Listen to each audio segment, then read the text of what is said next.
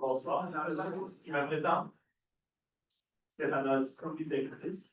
Je suis le directeur régional du ministère de l'Environnement de Montérégie et aussi représentant du Québec sur le comité directeur du Lake Champlain Basin Program. Juste quelques mots sur le Lake Champlain Basin Program. Ça a été créé en 1990. C'est un programme issu d'une entente signée avec les États du Vermont, de New York et de la province de Québec pour collaborer au maintien et l'amélioration de la qualité d'eau du lac Champlain. Parallèlement à ça, le Québec et le Vermont sont les signataires de 2002 et renouvelés en 2021 de l'entente entre le gouvernement du Québec et le gouvernement de l'État du Vermont concernant la réduction du phosphore dans la baie Missisquoi.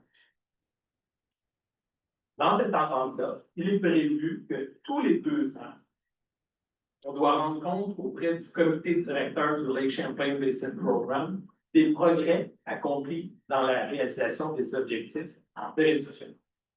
Donc, c'est dans ce contexte-là que se déroule cette présentation pour parler des actions du Québec et du Vermont pour réduire les exportations de phosphore dans la baie Missisquoi.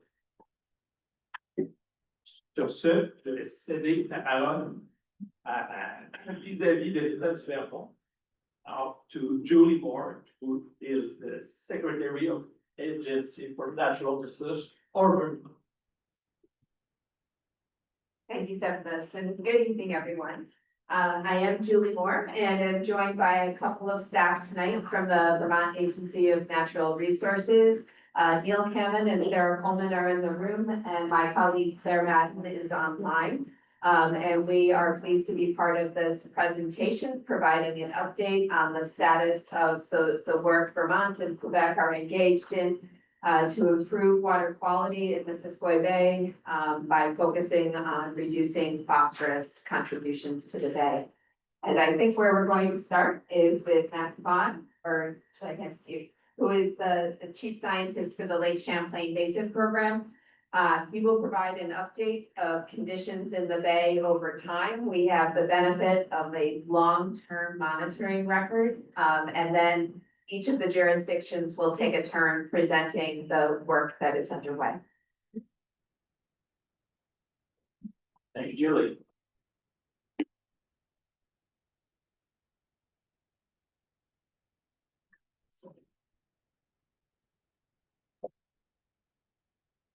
All right, thank you all for being here tonight. My name is Matthew Vaughn, and as Julie said, I will be talking about water quality, conditions and trends for Missisquoi Bay and its watershed. Go ahead, Kate. So I only have a few minutes to talk to you tonight for other presenters, so I'm going to focus on what's probably the most important driver of water quality in Missisquoi Bay: phosphorus. Phosphorus is a nutrient that is essential for all forms of life, but in our lake and in Missisquoi Bay and in many lakes throughout the world, there's an imbalance of our nutrients, including phosphorus. We have too much phosphorus. That's why we need to limit it and reduce the amount of phosphorus going to Missisquoi Bay to ultimately reduce what's in the bay and to reduce the problems we have with cyanobacteria blooms, for example. So for today, I'll be talking about phosphorus from our rivers, how much phosphorus is going to the bay from our rivers and our watershed. I'm going to be talking about legacy phosphorus, phosphorus that's already there contributing to this problem, and then also phosphorus conditions in the bay itself, in the lake. So quickly, the reason we're able to look at all this data is because our Lake Champlain long-term monitoring program data that dates back to 1991. We have over 600 or 1,600 samples on the Missisquoi River and the Pike River and all those samples, feed into this analysis. And very quickly, I took those samples and estimated how much phosphorus was going into the bay on every single day, going back to 1991, using some fancy math and statistics.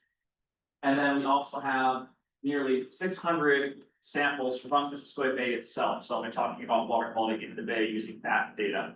And there's a map of the sites on the right here. Next slide. So the first term I'm going to be talking about is we call load. It's the amount of phosphorus going to the lake from our rivers every year. And we usually talk about it in terms of metric tons of phosphorus per year. Go ahead. And I like to do this thing where I show a graph, but before showing you the data on the graph, I cover it up and talk about what we're going to be looking at. So on the vertical axis here, we're looking at two different rivers. Missisquoi River, the largest tributary to Missisquoi Bay at the top. And we're looking at hundreds of metric tons of phosphorus per year. 400 all the way at the top and 100 down the bottom. And the bottom graph is for the Pike River, smaller tributary of Missisquoi Bay. It's about a quarter of the watershed size, Missisquoi River. And we're looking at same thing, metric tons of phosphorus per year, but lower numbers. 20, 40, 60, 80 metric tons of phosphorus per year. And then on the horizontal axis here, we're looking at years going back to 1990 and all the way through last year, 2024. Go ahead, Nikki. And this is what the results look like. Our monitoring data are showing us. So the dots you're seeing are the actual trend, or excuse me, actual estimates of phosphorus loading, the actual amount of phosphorus moving into the bay each year. You can tell some years it's very high relatively, some years it's much lower. That's because some years were wetter, have bigger storms, and that sends more phosphorus to Missisquoi Bay. And then other years when it's drier, less phosphorus is moving downstream to the bay. Now, what you're seeing in the line, the blue line, that's the trend. Okay, that is what the water quality trend is doing. That erases the effect of a wet year and a dry year and tells us how we're doing from year to year without those variable effects of it being a wet year or dry year.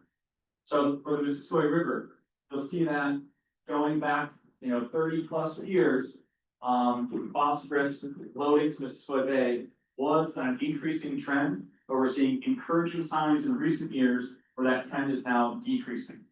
It's a very encouraging sign in the data. As we'll see in a minute, it still remains too high. The overall budget or goal target we're shooting for Missisquoi Bay is just 81 metric tons per year. And as you can see, many years were in the 100, 200 range for the Missisquoi River. The Pike River, also encouraging trends. We had higher loads in the early part of the period, the 1990s, and that has decreased over time. So these are encouraging signs. But the next graph is going to show you how these compare to our loading goals. So again, I'm covering up the data here. We're going to talk about the graph first. So this is the adding up the Pike River and Missisquoi River.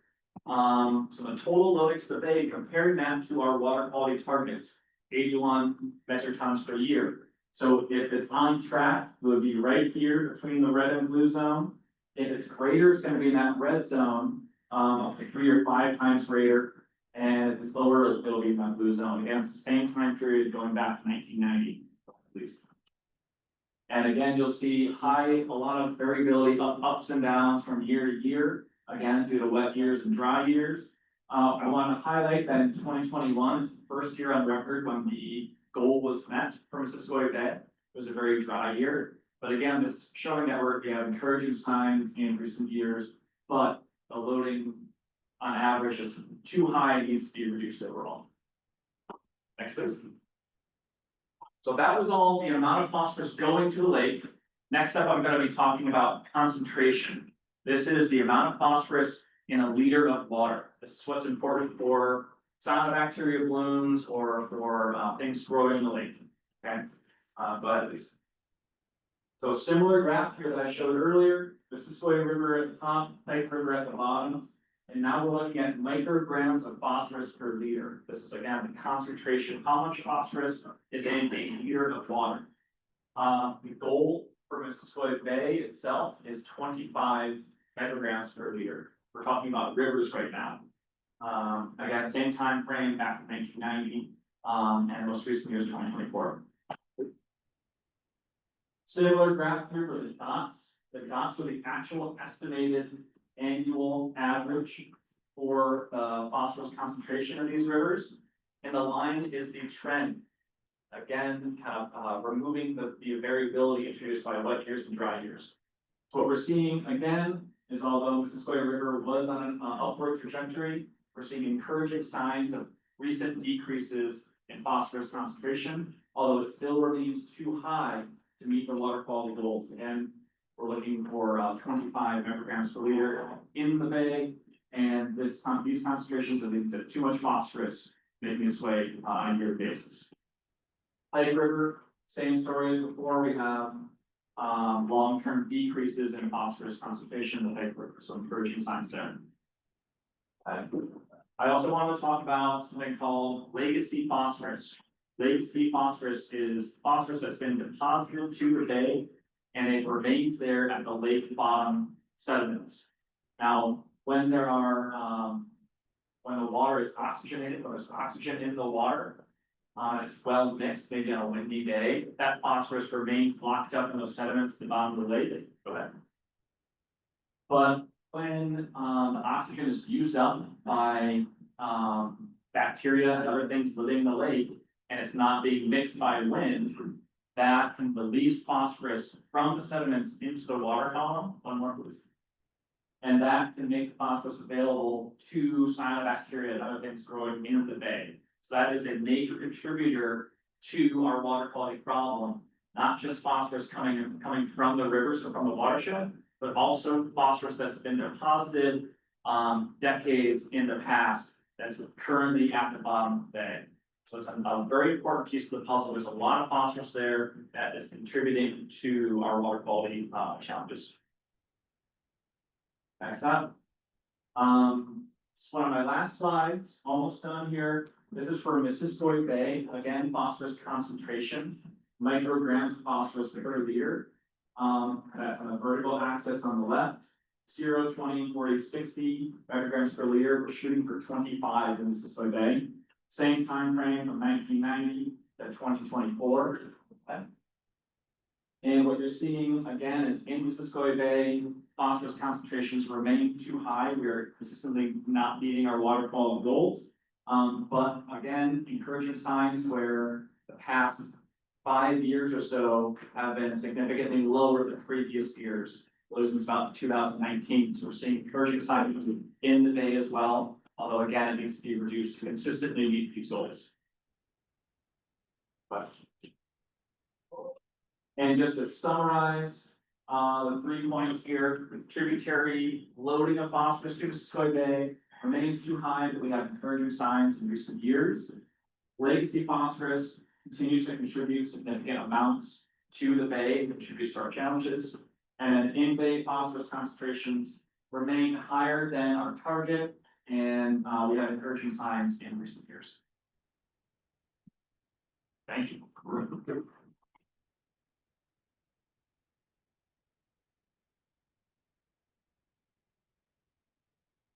Hi everyone, I am Eric Howe. I'm the Leahy Program Director for Lake Champlain Basin Program, and once again, thanks for coming out this afternoon. Matt again is our Chief Scientist. Anyone have any questions they want to ask him before we transition on to our next 2 speakers? And the Kate or someone can check online if there's any questions. We have a number of folks participating remotely over Zoom as well today.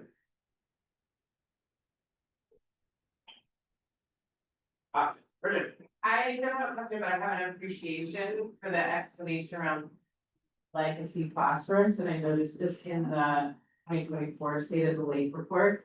I'm the executive director of Friends of Northern Lake Champlain, and this is, I think, one of the topics that we struggle with trying to explain to our membership. And so the piece in the State of the Lake report and then this explanation is incredibly helpful and will help us kind of pass that knowledge on to the folks who are. Thank you. I just had a question concerning legacy phosphorus. Is there a way of not containing it, but doing something to the lake that is feasible, because it is a big lake, a big bay, that would keep it from blooming, or we could lock it down, so days like today doesn't. Yeah, Yeah, I'll repeat the question. I did quite make it to you. Thanks for that. So the question was, is there a way to lock up or inactivate the phosphorus? So it's not available to cause, water quality problems like we see in the summer and others. Yes, there are management interventions. There's a number of them. And actually, a study was funded recently to look at different options for Missisquoi Bay. So these include things like, aerating the water, providing oxygen so that it does not become, does not provide the conditions that can release phosphorus. You can circulate water, so you have higher oxygenated water circulating through, preventing that type of release. You can dredge and physically remove the phosphorus, and then you can add chemicals to the water. Those typically alum, aluminum sulfate, or some similar compound that can chemically bind to the phosphorus and keep it locked up and not let it be released the way I described. For Missisquoi Bay, the study concluded that the first three mechanisms I described are infeasible, either due to cost or other restrictions, brevity restrictions.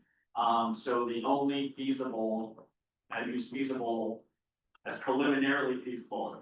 We're not to the point where we could enact this, but the only really path forward as part of the conclusion was alum treatment. Alum is widely used throughout the country, throughout the world, mostly on smaller water bodies for water quality management. It would be unusual to use it on water body this size, but it is the option to consider.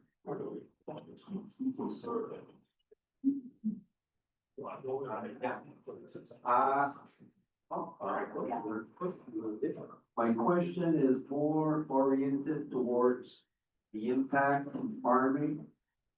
Now, like we all understand, we need to have some, what do you call it, things to help plants grow.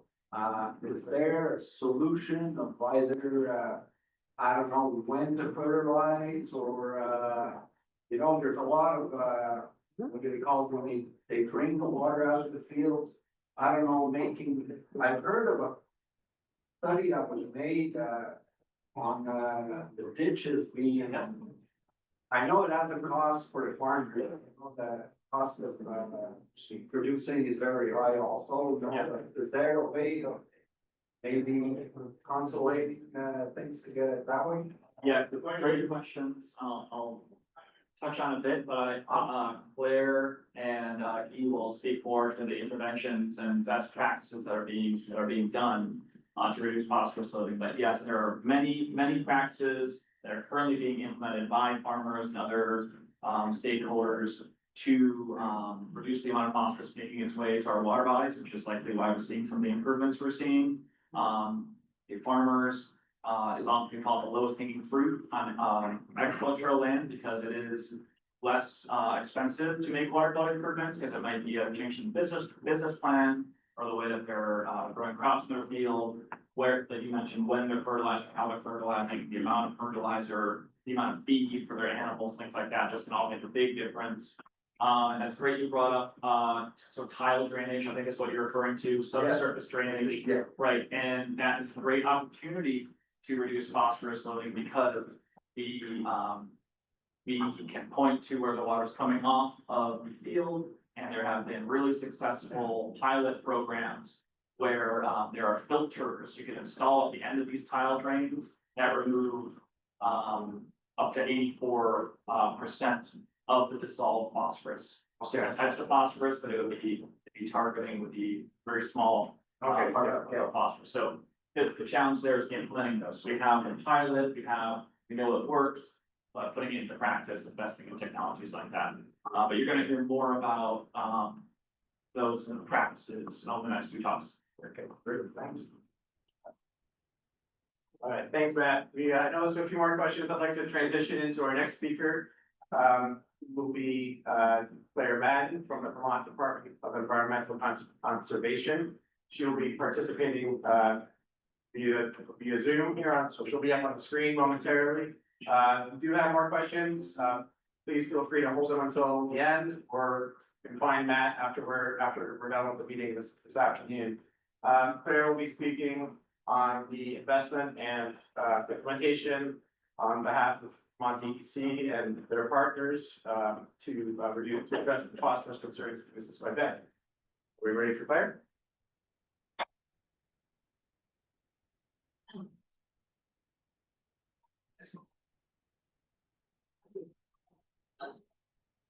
Claire is on screen. We need to make her bigger. Yeah. And Claire, are you able to share your screen? There's Claire. Front center now. Good afternoon. Can you hear me okay? Great. Speak a little bit louder, that'd be great. Otherwise, you're good, Claire. Thank you. Great.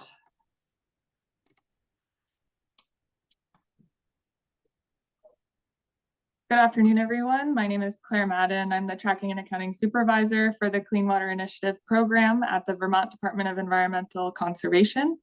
And I'm glad to be here today to share an update on Vermont's efforts and progress to restore water quality in the Missisquoi Bay. So, of course, we all care about water, and here in Vermont, it prioritizes the protection, enhancement, and restoration of water quality for a whole variety of reasons.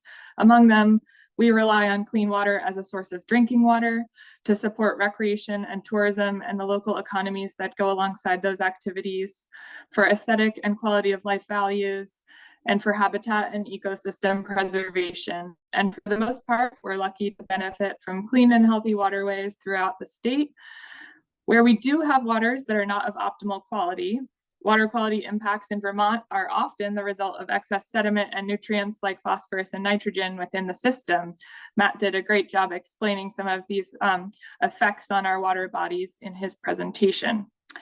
An overabundance of sediment and nutrients in our waterways can lead to several undesirable water quality impacts, one of which is cyanobacteria blooms or blue-green algae blooms, which can affect people, animals, and the environment.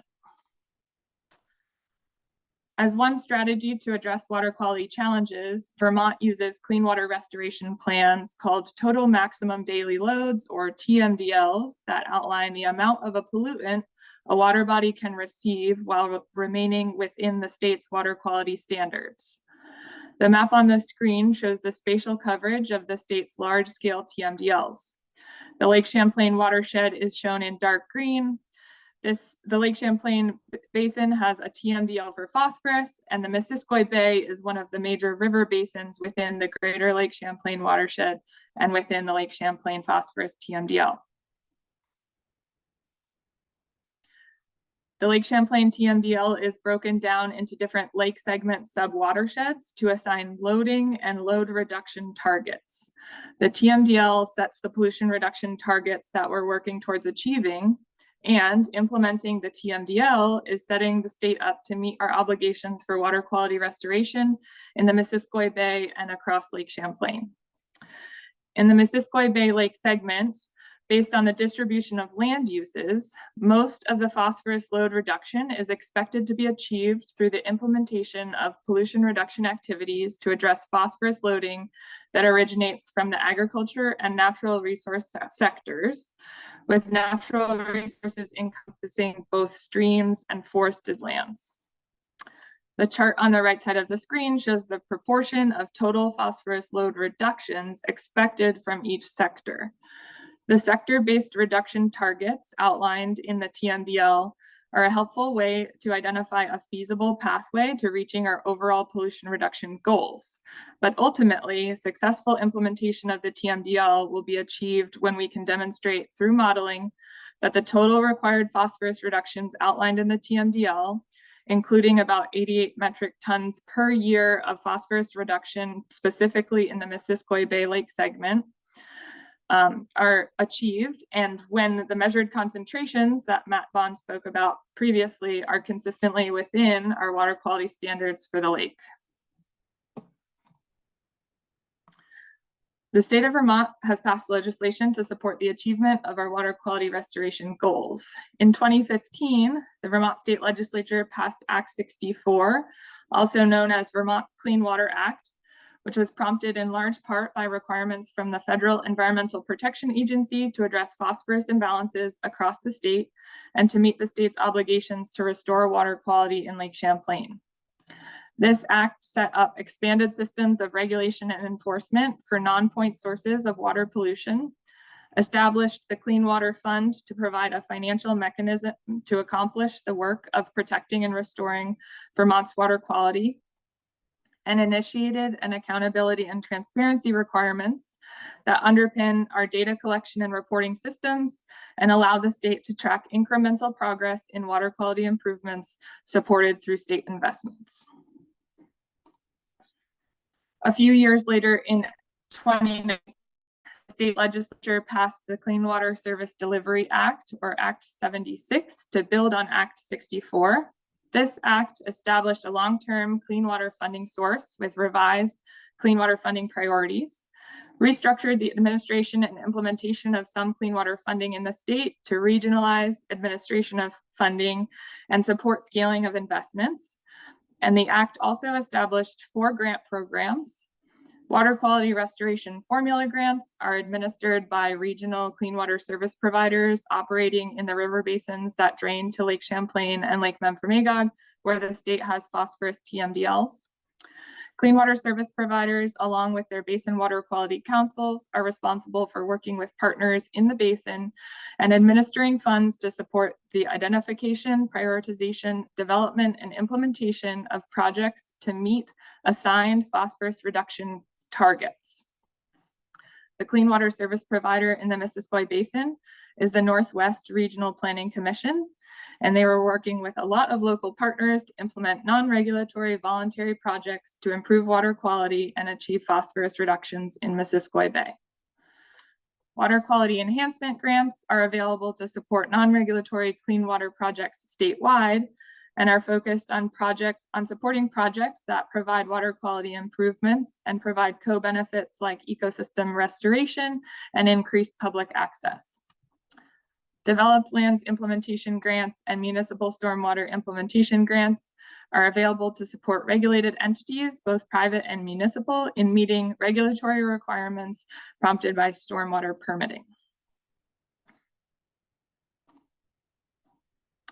To guide and support all of this work, Vermont uses a regionalized planning process called tactical basin planning. There are 15 tactical planning basins in Vermont, each representing one of the large river basins of the state. The state uses the tactical basin planning process to describe the progress we've made and the work still to do in restoring and protecting water quality through both voluntary actions and the implementation of regulatory frameworks. Basin plans are developed and written on a 5-year cycle with input from local partners and stakeholders. The basin plans include geographically specific actions that describe how clean water strategies are being addressed at the local scale. The plans also include identification of financial and technical resources needed to support clean water work in each basin. The plans guide the state's work in the basin to implement the TMDL and also provide a guiding document for partners to understand the state's priorities and how to access resources to support partners' work, particularly that which falls within the non-regulatory space. Vermont relies on a strong network of partner and community organizations to implement this work on the ground, and the development of tactical basin plans includes multiple opportunities for stakeholder engagement and public input to capture local knowledge and expertise. The process is just getting started to update the Missisquoi Bay Watershed Tactical Basin Plan. More communications to the community are planned for 2026, and that will include a request for input to help direct funding and technical assistance by identifying specific geographic locations and best management practice opportunities, especially those that would be addressed through voluntary action. The updated 5-year plan is expected to be finalized at the end of 2026. And there's a link on the screen to a webpage where you can find more information about the basin planning process and learn about opportunities to engage. We'll make sure to share around that link afterwards as well. The actions identified in the tactical basin are designed to address sources of water quality challenges across our landscape. This includes work in the agricultural sector like cover cropping, manure injection, and barnyard improvements, all of which are intended to reduce sediment and nutrient-laden runoff from reaching our waterways. In the natural resource sector, we're investing in a wide range of projects like dam removals that help to restabilize rivers and encourage a return to natural equilibrium where streams are in their least erosive condition. Riparian buffer plantings that provide stream bank stabilization and help to infiltrate overland flow before it reaches our waterways. And forest management that helps to reduce sedimentation in waterways that can happen during logging activities. In the developed land sector, we're investing in road improvement projects that focus on improving road drainage to reduce erosion and sediment transport, and stormwater treatment practices that help to capture, slow, and infiltrate stormwater to reduce sediment and nutrient flows coming from impervious surfaces. Wastewater improvements increase the treatment capacity by upsizing systems, building new systems, and improving treatment technologies. These wide-ranging projects implemented with the primary goal of improving water quality can also provide many co-benefits, including increased habitat function and biodiversity, carbon sequestration, flood resilience, soil health, public safety, and local workforce development. This work is varied and relies on a strong network of partners comprising the clean water workforce in Vermont to move projects from concept to construction. We rely on these partnerships and local organizations to do this work on the ground, and the state is investing in growing the capacity of the clean water workforce to support a network of partner organizations that is numerous, diverse, well-trained, and well-resourced to complete this work. Part of the work of enhancing, protecting, and restoring water quality in Vermont is keeping track of how we're doing and the progress we're making towards water quality restoration goals. We report annually to the state legislature and to the Environmental Protection Agency to provide accountability and transparency on the use and impact of state investments in water quality improvement efforts. To do this, we work with multiple state agencies, local clean water partners, and federal organizations to compile data on investments in water quality improvement, outputs and outcomes achieved through our investments, and the progress that we've made towards reaching pollution reduction targets outlined in the state's large-scale TMDLs. The tactical basin planning process, along with the data collection and reporting frameworks, support the state's adaptive management approach. Using data and results on the progress achieved to date helps inform an assessment of the efficacy of strategies and helps to inform the next cycle of planning by identifying opportunities to fill gaps and further progress.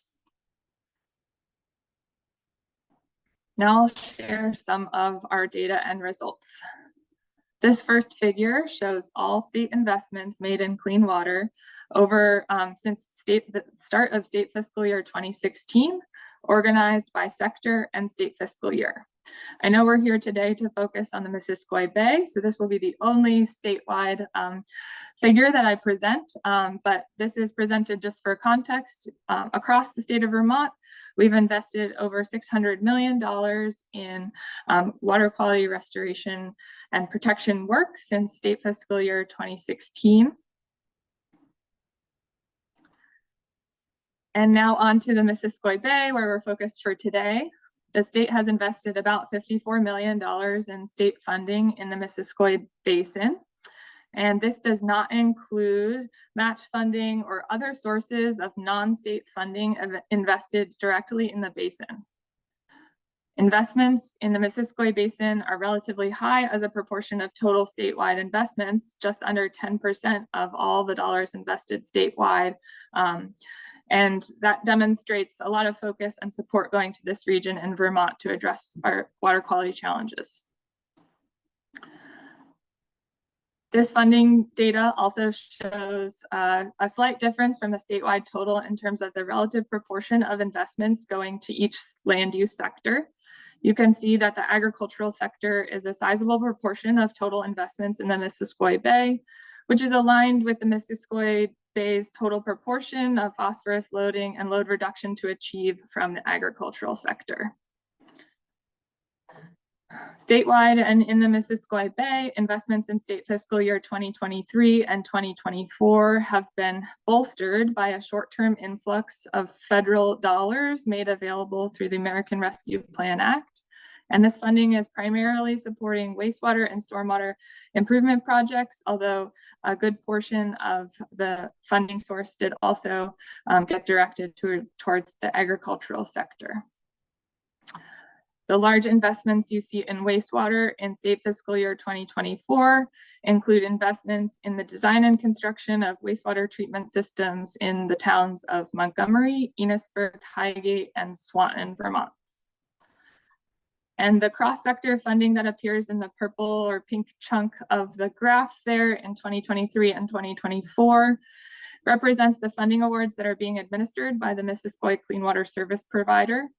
As these dollars are awarded to individual projects, those funding amounts will be reassigned to the sectors where investments have been made and projects have been completed. This next figure shows the modeled estimates of phosphorus reductions achieved in the Missisquoi Bay Lake segment. So where Matt's previous presentation covered the phosphorus still reaching the lake, these results are estimating the amount of phosphorus that we've managed to avoid sending to the lake. The state tracks our progress in reaching the phosphorus reduction targets assigned in the TMDL through modeled estimates of nutrient load reduction achieved through the implementation of clean water projects.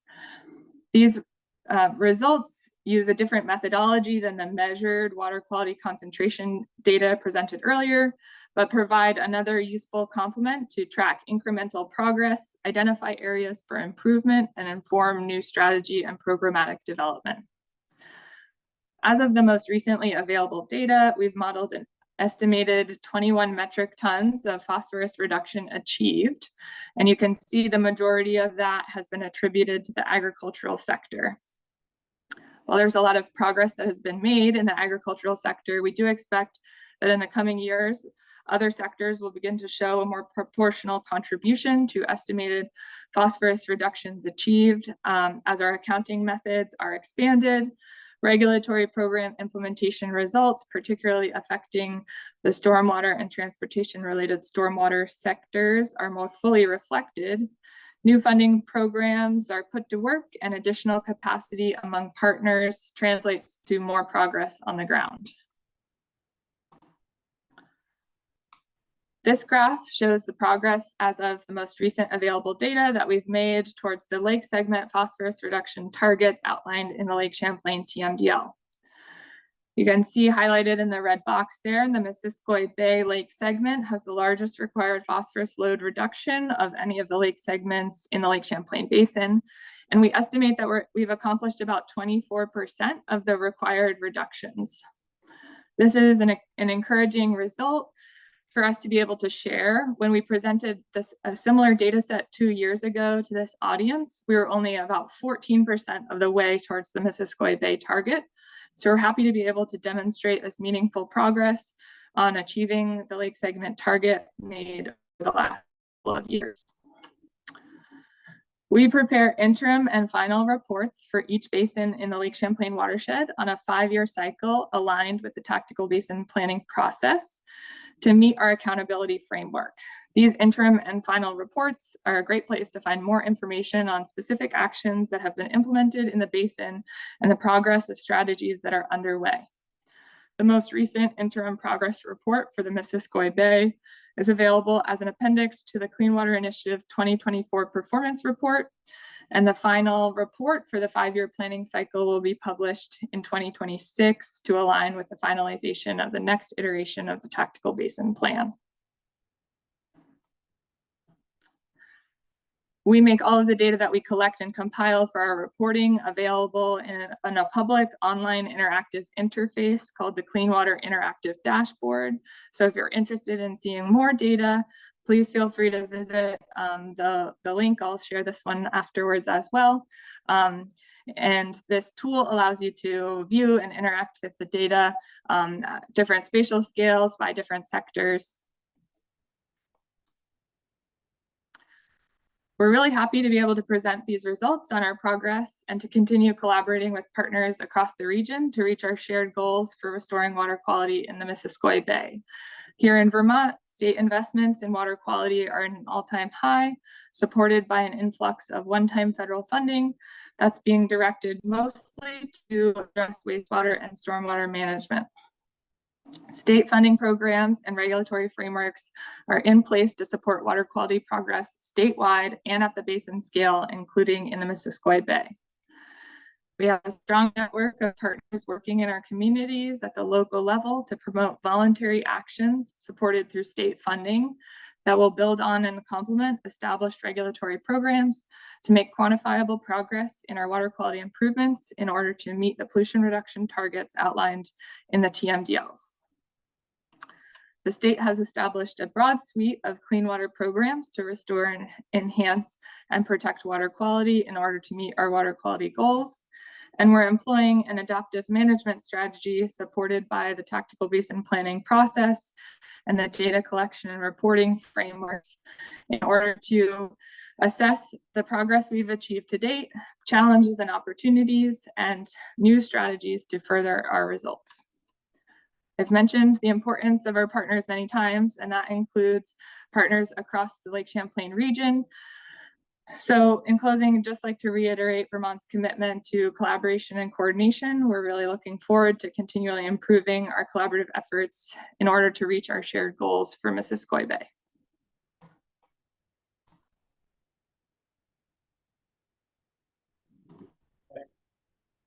Thank you, Claire. Good folks online.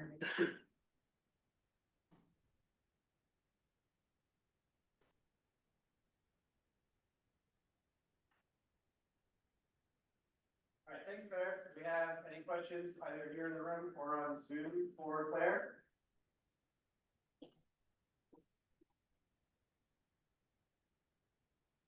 Not, I will move on to our Quebec presentation. All right. Okay, next, I'd like to welcome to the microphone, Mr. E. Parento from the. I messed it up. No. I don't think I did. There was an accident. He is from the Quebec Ministry of Environment, and is also here to speak as well about Quebec's investments and implementation to address phosphorus concerns in Missisquoi Bay. Thank you very much. Oh, is it not? I think it's not. You're good. Hello. Okay. All good. Merci beaucoup, Eric. Mon nom est Parento, je suis de la direction régionale de l'analyse et de l'expertise de l'Institut au ministère de l'Environnement. Je suis conseiller en environnement. Aujourd'hui, je ferai la présentation en français, je ferai quelques insertions en anglais et vous allez voir, si on défile les diapositives, on va avoir l'information et en français et en anglais. Donc, phosphorus in Missisquoi Bay, hello everyone, for those that are Anglophones only, you'll have the information on the screen and I'll do a few insertions in there about some information. Thank you. Donc, au niveau de la présentation, on va passer rapidement au niveau de la stratégie québécoise de l'eau, le suivi d'évolution du phosphore au niveau de l'île Missisquoi, la stratégie du Québec pour la diminution des apports en phosphore et le survol du plan d'action pour les prochaines années. Donc, a quick plan, a presentation plan, the Quebec water strategy and everything that Quebec does to try to reduce phosphorus in Missisquoi Bay. So, la stratégie québécoise de l'eau, c'est un grand plan de protection. Le plan va de 2018 jusqu'à 2030. On avait un premier plan d'action de 2018 à 2023 et maintenant nous sommes dans le plan d'action de 2023 à 2028. Dans ce plan-là, il y avait 7 orientations, donc assurer une qualité de l'eau, protéger le milieu aquatique, mieux prévenir, gérer les risques liés à l'eau, miser sur le potentiel économique, pour promouvoir l'utilisation durable, acquérir et partager une meilleure connaissance et assurer et renforcer la gestion intégrée des ressources en eau. Et c'est pour ça qu'on est ici aujourd'hui. En fin de compte, c'est dans cette orientation-là, and you'll see everything translated again. Doing great. Yeah, thank you very much, Gary. We're going to nous allons aller au niveau du plan d'action. Donc, l'orientation 7, comme je vous disais, assurer et renforcer la gestion intégrée des ressources en eau. On se retrouve à l'intérieur de la mesure 7.5. Donc, les mesures ont quelque peu changé et maintenant, au début, c'était d'avoir une concertation avec le Québec, le Vermont et New York. Maintenant, c'est de poursuivre la concertation Québec, Vermont, New York pour le lac Champlain, le lac Memphremagog et la rivière Richelieu. C'est un ensemble de mesures qu'on travaille à mettre en place dans le but de faire évoluer l'entente, mais de faire évoluer aussi nos pratiques en termes de réduction de phosphore. So, in English, and we'll move on. OK. Au niveau du suivi de l'évolution du phosphore dans les critères de la baie Missisquoi, on ne se concentre pas spécifiquement sur la baie Missisquoi. La façon que le gouvernement du Québec gère le phosphore, c'est par réglementation. On demande à la société de travailler à réduire le phosphore et nous, dans le bassin versant, on s'occupe avec des organismes comme l'organisme de bassin versant de la baie Missisquoi à faire des relevés pour retrouver les indices qui nous disent est-ce qu'on augmente le phosphore, est-ce qu'on réduit le phosphore. Donc, dans le cas ici, au niveau de la stratégie de suivi, on a 11 stations dans les critères de la Missisquoi qui font partie du réseau rivière. Il y a de la prise d'échantillons sur une base annuelle. L'analyse est faite pour plusieurs paramètres bactériologiques, physico-chimiques, et dans les physico-chimiques, bien entendu, on retrouve le phosphore. Et il y a aussi jusqu'à 8 analyses supplémentaires en temps cru. On s'entend que pour des étés comme cet été, il n'y a pas eu beaucoup de relevés dans ce cas-là. Puis au niveau des données, les données qu'on ne présente pas aujourd'hui, les données ont été fournies au LCBP pour faire un amalgame des données du Québec et du Vermont pour présenter un portrait global. So what I was saying is that we have multiple samples that are taken in 11 sites, and we do all the parallels to see if there's any, see the load of phosphorus that we'll find.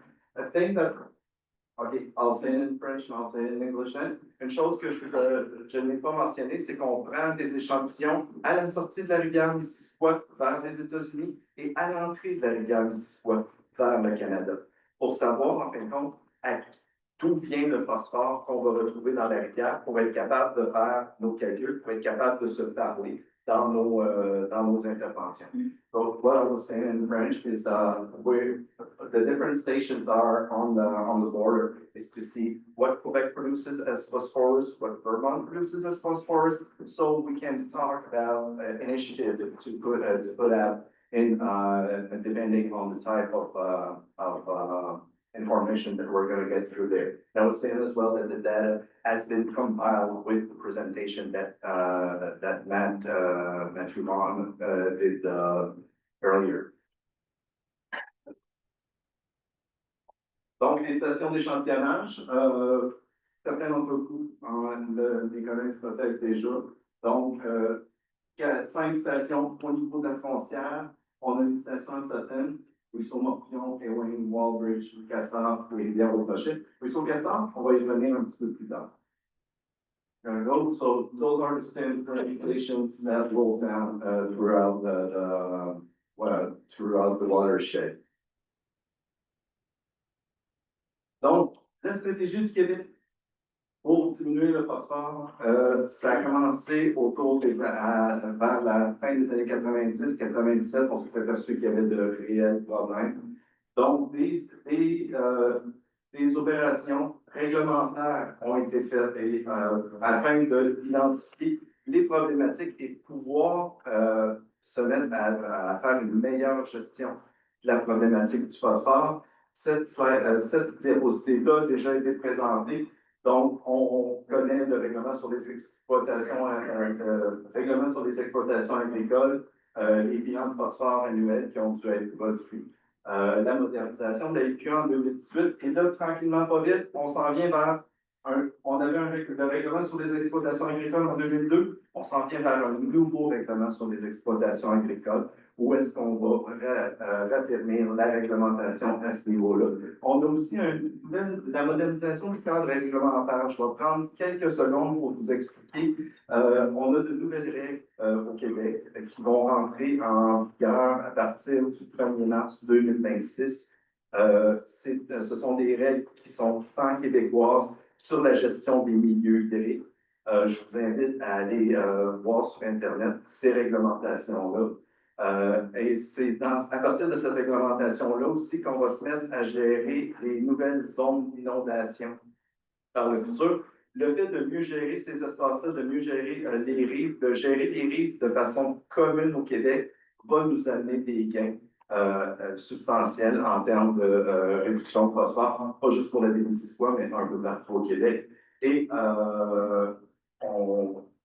so what I was saying is basically, since in Quebec we go more towards the regulations than investments, direct investments to the various producers that go down in the watershed, we did quite a few steps into regulatory. Regulating the various type of emissions that can come in the watershed. And going forward from today, we're going to have a new agricultural operation regulation, and we're going to have as well. We also adopted a modernization of all our waterways management practices. So before everything was managed MRC by MRC. Now it's going to be managed nationally, so everybody's going to have the same bylaws regarding water agency. Okay, thank you. Donc, les stratégies pour diminuer les apports en phosphore au niveau du milieu agricole, plusieurs éléments font partie des stratégies. Beaucoup de ces stratégies-là sont investies et peuvent faire partie du programme primaire. Programme qui sert à récompenser des saines pratiques au niveau agricole. Donc, je ne les passais pas toutes, mais on a notamment les banderies de rennes. Le retrait des animaux dans les cours d'eau, ça c'est un élément réglementaire. On n'a plus le droit d'avoir des animaux au cours d'eau aujourd'hui au Québec.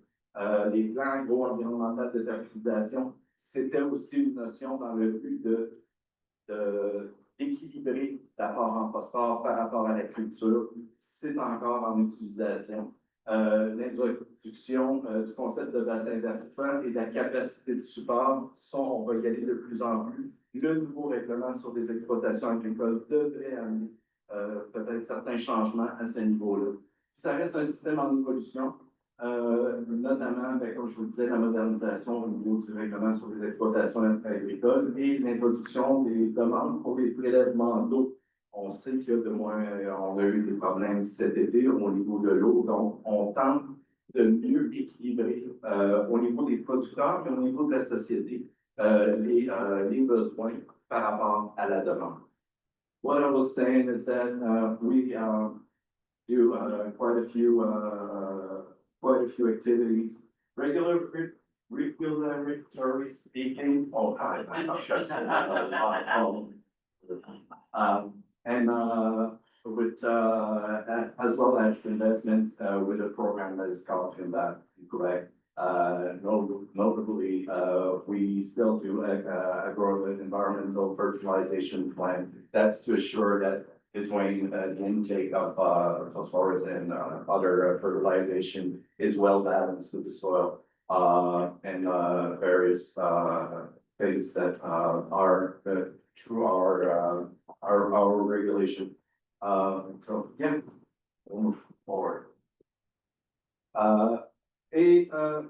What happened in the past 2 years? Because as Stefanos said, It's obligatory for us to report every 2 years, of what has been done. So, voyons, je devrais dire en français.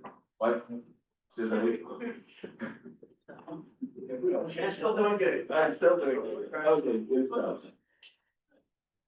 Donc, au niveau de l'aide financière, ben, on va faire un rapport à la population à chaque 2 ans. Donc, là, 2 ans, c'était notre première fois, on avait présenté un bilan 2012 à 2022. Là, on présente les années 2022-2023. Donc, au niveau de l'aide financière, il y a eu 3,11 millions, dont 400 000 qui ont été donnés à l'organisme Bassin versant des Missisquoi pour faire des actions de réduction du phosphore, donc avoir un plan d'action pour la réduction du phosphore. Et la balance de 2,7 millions, c'est des investissements en pratique, en pratique agricole. Donc, des investissements directs qui ont été faits auprès des fermes par le programme primaire. Il y a aussi le 1,9 million, et pourquoi on l'a séparé, c'est que le 1,9 million, c'est un investissement maximum. Cet argent-là, je vous donne l'exemple, un agriculteur a 4 planches de culture et il fait des efforts agro-environnementaux sur seulement 3 de ces 4 planches. On ne lui donnera pas l'argent au complet. On va lui donner le 3/4 de l'argent pour les pratiques qu'il a faites. Donc, c'est 1,9 million de promis. Le total, en fin de compte, peut changer d'année en année, dépendamment de ce que les agriculteurs vont avoir investi en termes de travaux sur leur terre.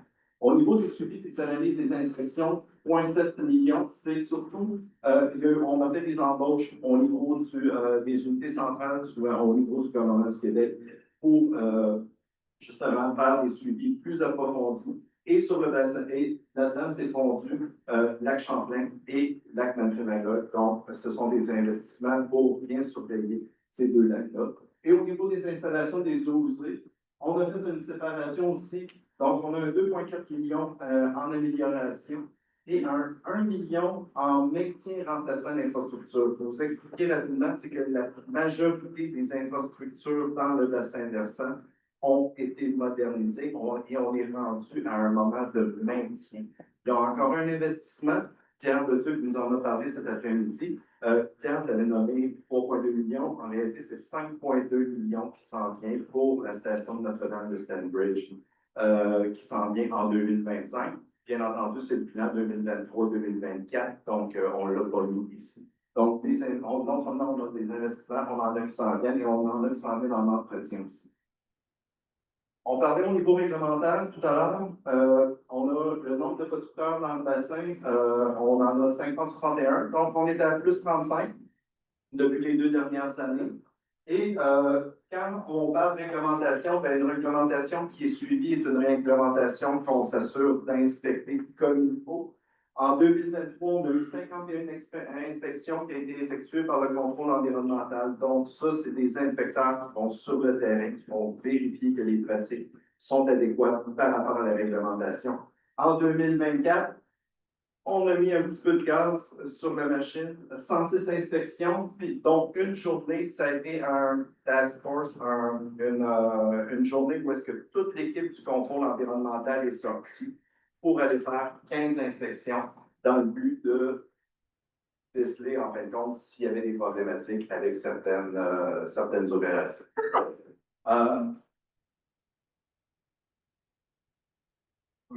All good. So what I was saying is that towards our financial report, there has been some money from the Ministry of Environment towards the OBPDM, and as well there has been some dark financing towards the farmers. And there's 1.9 million which is the maximum that can be given if. So the example that I gave is if a farmer's got 4 fields and he only does agro-environmental practices on 3 of those, we're only going to pay for 3 of those. So the 1.9 million is money that is guaranteed, but it's not necessarily all the money that is given, depending on the work that is being done.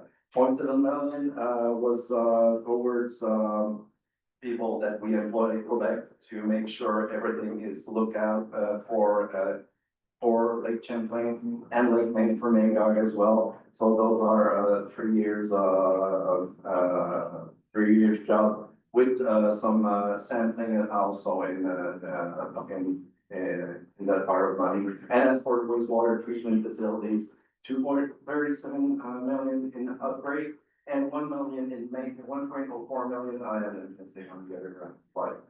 In maintenance and replacement, and what I was saying as well is that at St. Piedmont Bridge, there's a 5.2 million coming for the wastewater treatment facility over there in 2025 to make sure all the installations are up to date. We have 561 producers in the area, and they all need to obey to all the regulations that we have, and to make sure those regulations are met. We do some inspections, so 51s were made in 2023, and we put, well, I'll repeat myself, but we put a bit of gas on all of that, and 106 inspections were done, with one day where 15 inspections were done by the whole team that came out into the watershed. To see if everything was all right, and yeah, and that will still carry on. And we'll move on to les initiatives pour les prochaines années. Présentement, on a un soutien spécifique à l'OBVDM de 2023 à 2026. Le gouvernement du Québec a des stratégies au niveau financier.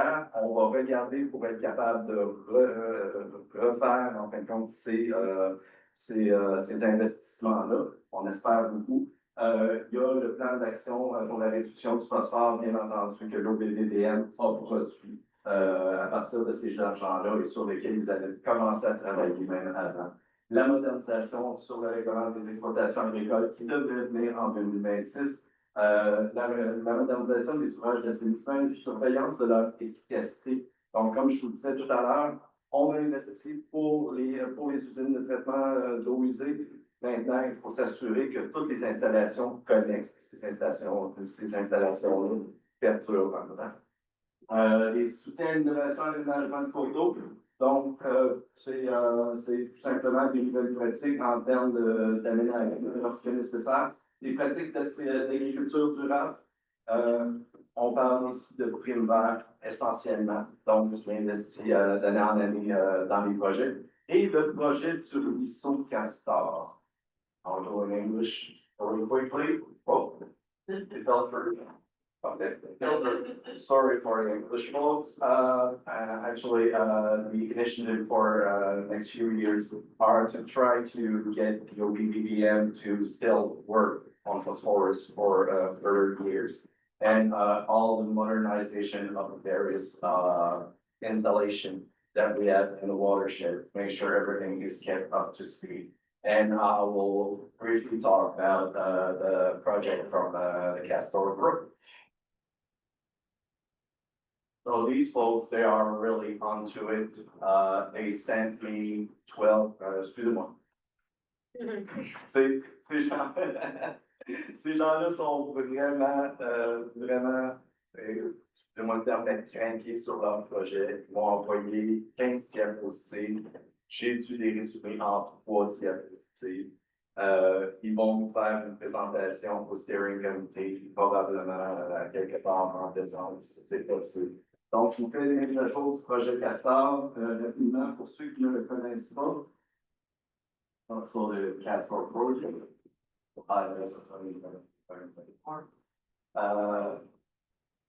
Le bassin versant du ruisseau Castor, c'est une superficie consulaire carrée, c'est un culture derrière au rocher, qui va comprendre dans la MRC de Missisquoi et de Montérégie. Ça chevauche 3 municipalités. On a au-dessus de 90% que c'est de l'agriculture, dans lequel on retrouve 25 fermes.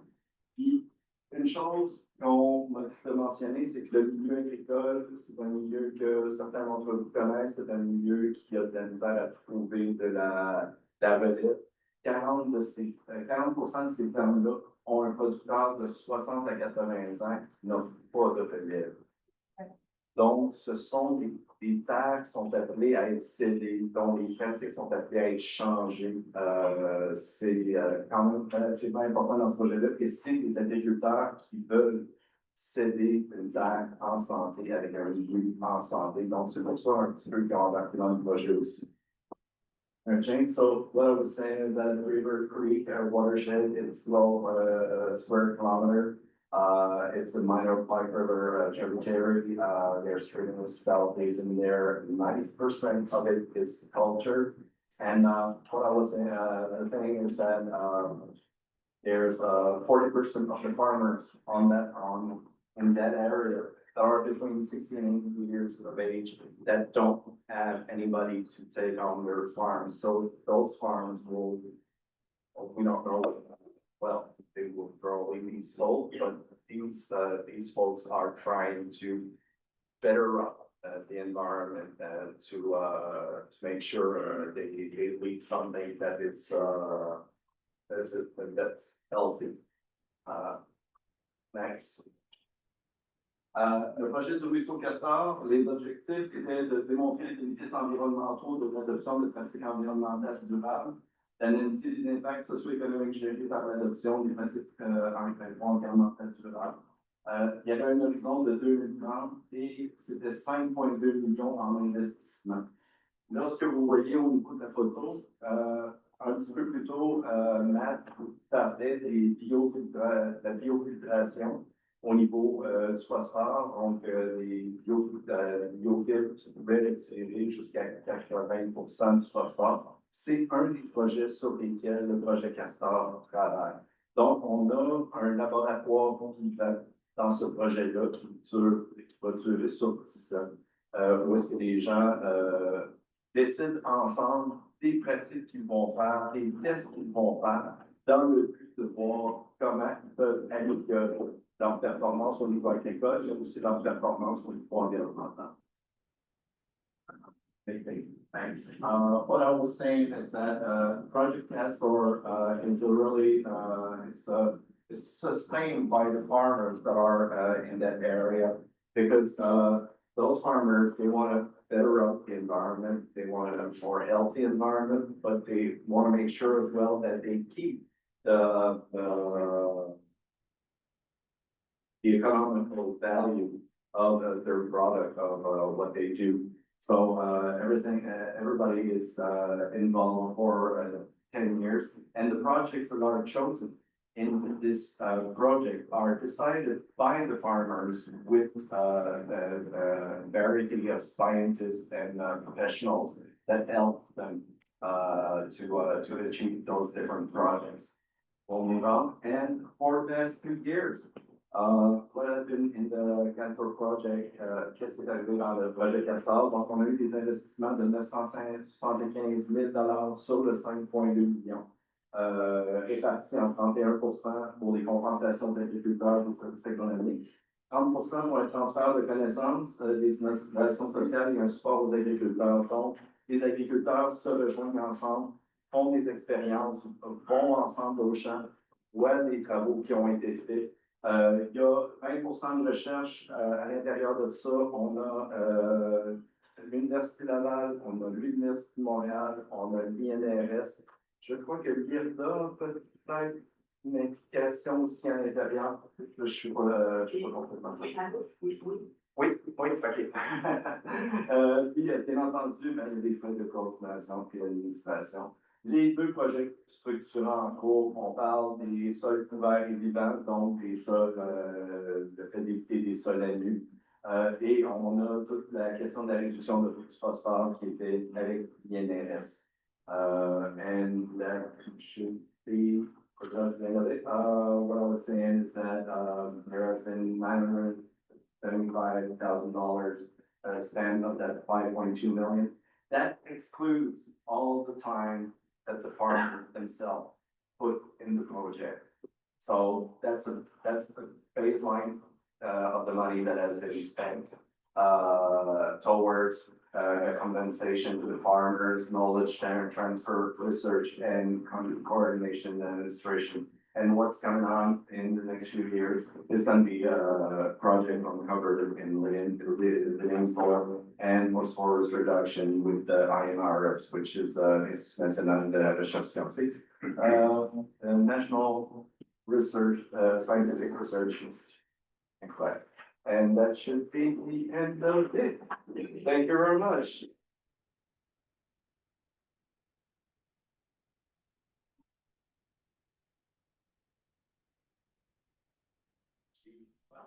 Thank you very much. Je vais prendre des questions or any questions. Oui, madame.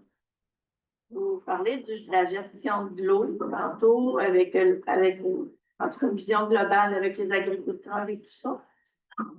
Mais on n'a pas parlé d'irrigation des terres. Moi, ça fait des années que je suis qu'est-ce qui se passe sur le lac Champlain. Et le fond du lac a augmenté avec les années. Des sédimentations qui viennent des terres agricoles. Et l'augmentation du drainage agricole n'a sûrement pas aidé non plus. Là, ma question elle vient, le phosphore. Les bandes de rivières, vous avez dit, on va les élargir un peu plus, mais c'est pas suffisant. Puis, moi, j'en ai sur le fait des drainages agricoles. Ici, dans la région, la majorité des terres sont en pente vers le lac. Puis, ils sont tous drainés. Je ne vois pas la raison du drainage pour ça. Puis, je sais que moi, c'est comme des égouts à ciel ouvert vers un lac, parce que ça amène le phosphore continuellement. Fait que je voudrais savoir si le gouvernement a l'intention, peut-être, d'aider les agriculteurs à ce niveau-là, qui installent, comme vous avez dit tantôt, des captures de phosphore, comme le lac Castor, si j'ai bien compris, pour les agriculteurs tout autour du lac. Le programme qui existe présentement, c'est le programme Prime Vert qui est au MATAC. Donc, à l'intérieur de ce programme-là, que je ne connais pas par cœur, je suis vraiment désolé, il y a probablement de ce type de pratique-là qui peut être financé. Il faudrait vraiment chercher de façon plus approfondie au travers du programme pour être capable de vous répondre adéquatement. Je ne sais pas si c'était dans notre programme. Puis, j'ajouterais à ça, dans la révision de la réglementation, pour le règlement sur les exploitations agricoles, la réflexion se fait sur l'introduction d'obligations quant aux pratiques culturelles. Donc, je ne peux pas annoncer rien de règlement encore d'élaboration, mais c'est l'introduction d'obligations par rapport aux pratiques culturelles, notamment les cultures de couverture. Donc, c'est des choses qui font en sorte de réduire l'érosion, parler de l'érosion des champs pour aller, je dirais, dans le. Donc, ça fait partie de la réflexion du gouvernement pour comment améliorer, limiter les apports de phosphore. Ça ne répond pas à ma question.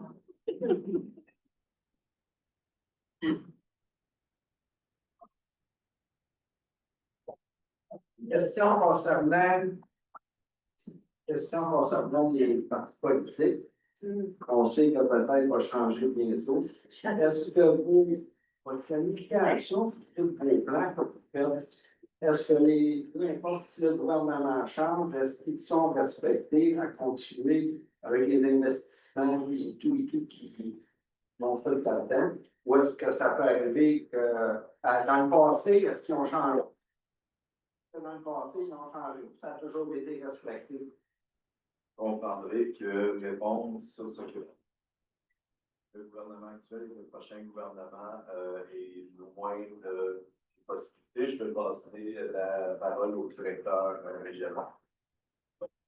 Ce qui nous guide, c'est les lois qui ont appelé comme agent de l'État. Donc, c'est ce qui nous guide dans nos actions. Les programmes, quand ils sont là, on les applique, ils sont offerts. Maintenant, s'il y a des programmes.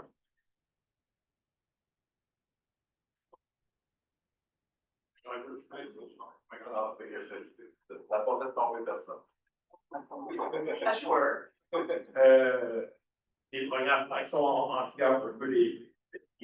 Maintenant, c'est certain que ceux qui font les lois et règlements, ceux qui modifient, qui élaborent les programmes, c'est le gouvernement.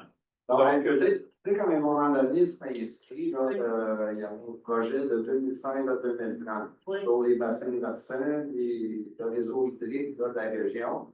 La stratégie québécoise de l'eau de 2030.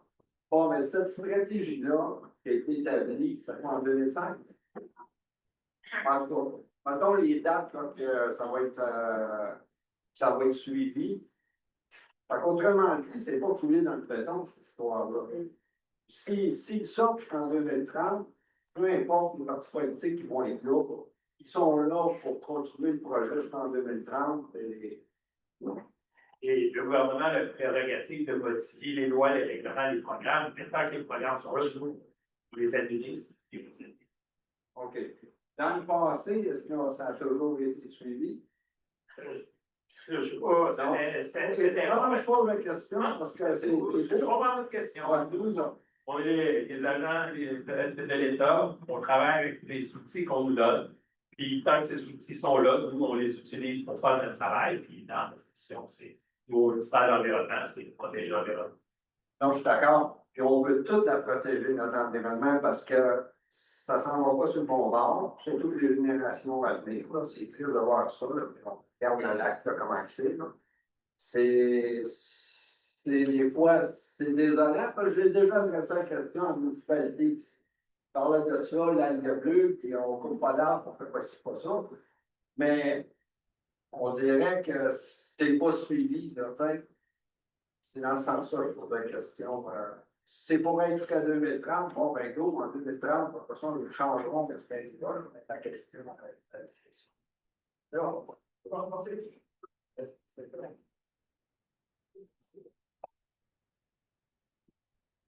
J'ai une question. Je comprends que le volet agricole est bien encadré. C'est ce que je comprends. Il sera encore plus encadré. Il faut savoir ce qui est fait pour les municipalités qui ne suivent pas ce qui est un règlement ou ce qui est, selon moi, une injustice. Comme des cloches de l'eau usée dans la rivière au projet qui s'en va faire. Et il y en a eu quoi? Il y a de la réglementation sur la réglementation sur les ouvrages municipaux d'assainissement des eaux.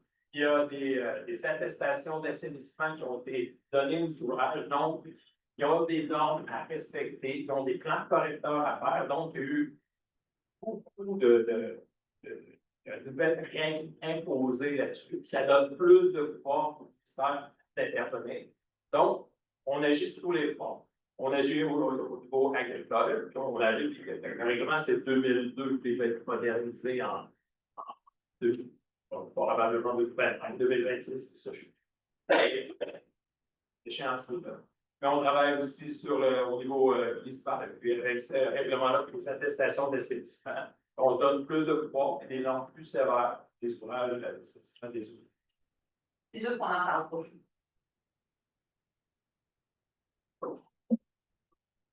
On n'en parle pas. En fin de compte, ce que vous parlez, c'est des surveillances, mais on a quand même de l'argent qui est mis annuellement pour l'amélioration, donc réduire, bien entendu, le nombre de surveillances et faire de la maintenance au niveau des installations qui sont déjà existantes. Et souvent, lors de maintenance, on est capable aussi d'attraper des surveillances.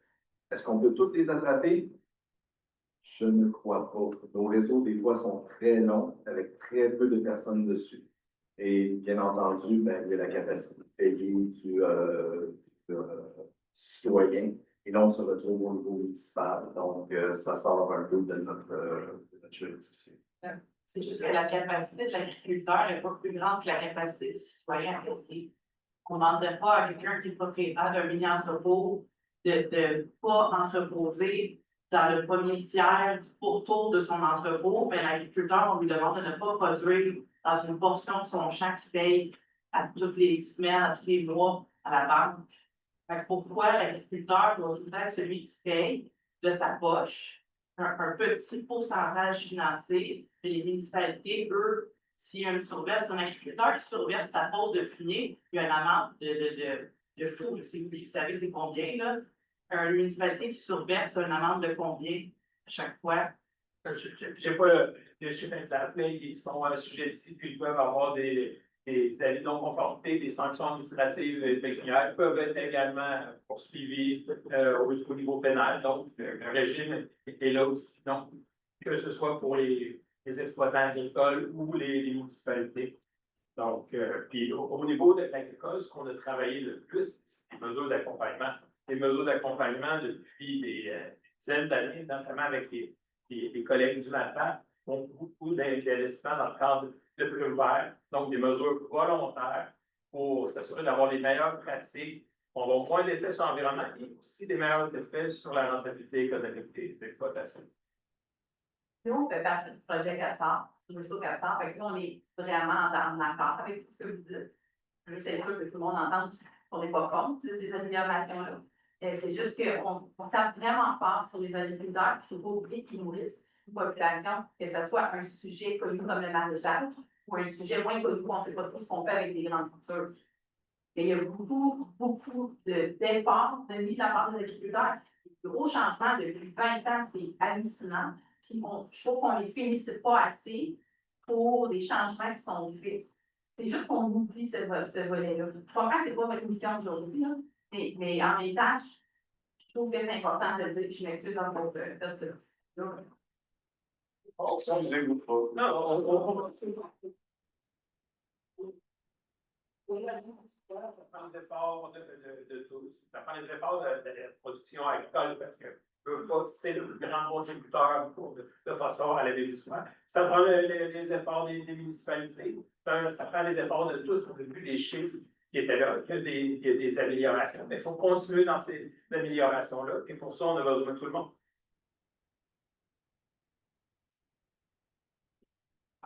Oui, moi, c'est au niveau des chiffres, justement. Au niveau des chiffres, justement. Tantôt, la dame au Vermont, là, nous a présenté des chiffres. Il y avait 186,6 millions d'investis en 2023, en 2024 par l'État du Vermont. Pour l'ensemble de l'État du Vermont. Pour l'ensemble de l'État. Moi, j'aurais aimé ça voir ce genre de chiffre-là pour le Québec. Il n'y a pas de. Ça aurait été ça d'avoir un. Parce que là, ce que j'ai additionné tantôt, c'était 10 millions là, pour. 10 millions, j'imagine que c'est pour le bassin versant. Pour le bassin versant. Il faut se rappeler, puis je l'ai mentionné à maintes reprises, c'est que l'État du Vermont gère avec un TMDL. Donc, c'est un résultat au niveau de la Missisquoi. Au niveau du gouvernement du Québec, on fonctionne à l'envers. Donc, on réglemente dans le but d'éviter d'avoir à gérer à la fin du réseau, donc dans la Missisquoi. Dans cette réglementation-là, il y a beaucoup des investissements qui sont faits par les fermiers, des investissements qui sont faits par les municipalités, des argents qu'on ne voit pas nécessairement passer par le gouvernement du Québec. Donc, ça serait difficile de faire une comparaison de chiffres parce qu'on a demandé des efforts à la société et on fait des investissements en plus, ce qui est difficilement comparable avec les chiffres du Vermont. Et vous comprendrez que d'avoir l'ensemble du Québec pour une présentation comme une présentation aujourd'hui, c'était quelque chose. En fait, ce n'était pas la commande qu'on avait, bien entendu, parce qu'on se devait parler de la Missisquoi. C'est quand même un calcul qui serait difficile à faire, qui serait possible. Moi, j'apportais ça plus au niveau, c'est quoi la volonté politique d'investir dans des protections, au niveau de la protection de l'environnement. Moi, j'habite à Bedford, on est en surveille régulièrement, sauf cet été, c'est pas du tout en fait. Parce que il y a beaucoup d'égouts combinés. Puis c'est ça, pour nous répondre, les subventions viennent à la graine. On a une rue par une rue, une ou deux rues par année. Puis ils séparent les égouts. Mais avec ça, là, ça va prendre 10-20 ans avant qu'on règle le problème des surbaisses. Mais bon, C'est ça, c'est au niveau de la volonté politique. Puis bon, ça, c'est mon commentaire. Mais ma question, c'est au niveau de l'eau potable. Parce que vous savez qu'il y a plusieurs municipalités qui prennent leur eau potable dans le Missisquoi. Bon, je sais qu'à Bedford, on va investir, là, ça commence bientôt, là, pour prolonger le réseau. Est-ce que ça va donner quelque chose, ça, de prolonger le réseau de, je pense, que 300 mètres, je sais pas trop, là? Ça change quelque chose? En fin de compte, vous parlez de prolonger la prise d'eau. La prise d'eau, oui. Oui. La prolongation de la prise d'eau est pour être dans un endroit où l'eau est plus mobile qu'à l'endroit où elle était présentement. Donc, à l'endroit où elle était proche, très près de la rive pour une prise d'eau, ce qui amenait à être sujette aux événements de cyanobactéries. En l'allongeant de cette façon-là, on se retrouve plus dans une eau qui est mobile. Donc, on a moins de stagnation, ce qui devrait améliorer la capacité de traitement de la station de Bedford.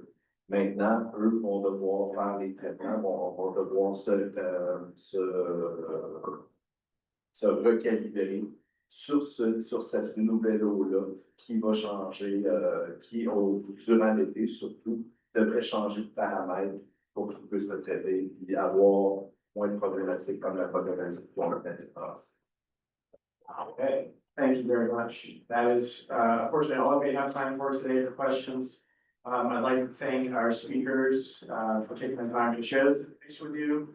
And most importantly, for all of you for taking the time to come out and learn about what, some of the efforts are happening around addressing phosphorus concerns and things like that. So thank you all.